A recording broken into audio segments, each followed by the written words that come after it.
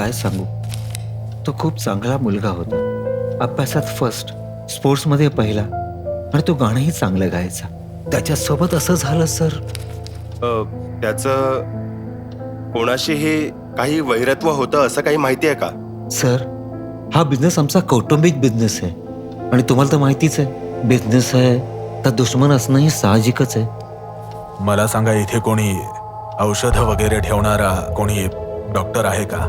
Sir, त्या अशोकची cousin इथेच होती आणि ती कोइंबतूरच्या मेडिकल कॉलेजमध्ये शिकत होती. नवीन, सजी मोहन, ही दोघं अशोक समोर खूप कमी वयाची लोक आहेत.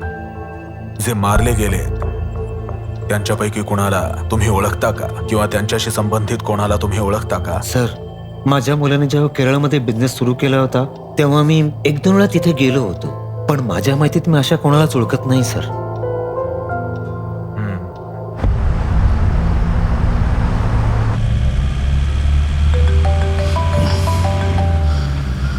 हॅलो. हॅलो मॅडम, बाईक चालकाचा जिथे ऍक्सिडेंट झाला होता त्या उतारच्या पूल जवळ 2 गाड्या उभ्या होत्या, त्याला पाहिलं गेलंय. तिकडे मॅडम एक बाईक पण उभी होती. अर्जंट ओढून घ्यायला नको म्हणून तो मध्ये पडला. 2 गाड्या? हा मॅडम, एक पिकअप जीप आणि एक लॉरी. त्या लॉरीमधून गवताचं लोडिंग जास्त होतं असं तेव्हा त्या माणसाने थोडं काळजीपूर्वक बघितलं. ठीक आहे, येतो. Follow that lead. Okay sir.